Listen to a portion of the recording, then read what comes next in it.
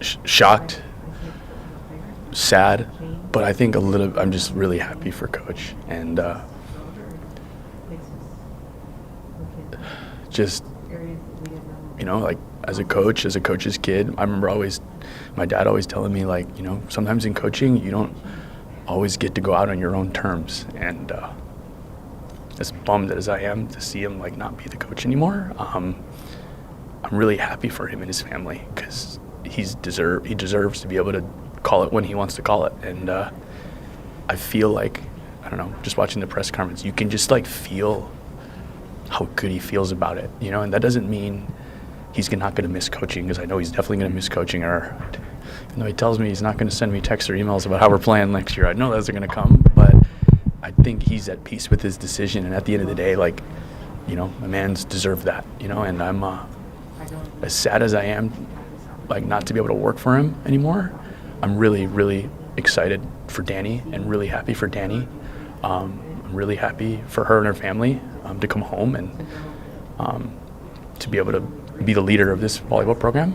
And I'm also really happy for Coach Dan Meskey at Louisville. I'm as turbulent as this transition could be for both squads. I feel like both athletic departments, admin, schools, I feel like they both got it right, and they didn't, leave the players in as much limbo as sometimes these can lead players into. So I'm really, really, I'm happy for everyone involved, but sad at the same time, Did you have any indication that it was going to come this offseason?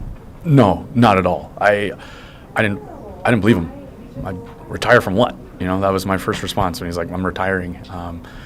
I think, I just age, and I know like him and Danny have been collabing on stuff for years, but I never thought it was coming this year. I know he really, and I think he said that in there, he really loves this group of players. And, some people might say, well, why, and that's me at the beginning, was like, why? And then now, when he explained it to me, I understood, like the last thing he's going to remember coaching is like, he really loved the group he worked with, and to me, that's him going out on top, and, but yeah, to answer your question, no idea. I was floored when I heard yesterday around 2:00. I mean, you got to work with him every day, Jaylen, and I'm sure there's so many different things that you learned from him, and I'm sure that relationship you just appreciate so much. How could you describe a lesson or lessons that will maybe most resonate with you and you'll carry with you forward in your coaching career? I mean, I don't know if there's one. I mean, I just, the one thing I remember was when I interviewed here, he took me to the top of the football stadium, and he just talked about like why I should come to Nebraska. I didn't need much convincing, but it was cool to hear him talk about like, working really hard and why not do it somewhere where everybody cares. And that's the first time he ever told me, like, or heard the saying, dream big. And he's like, and that's what we do here. We're going to dream big.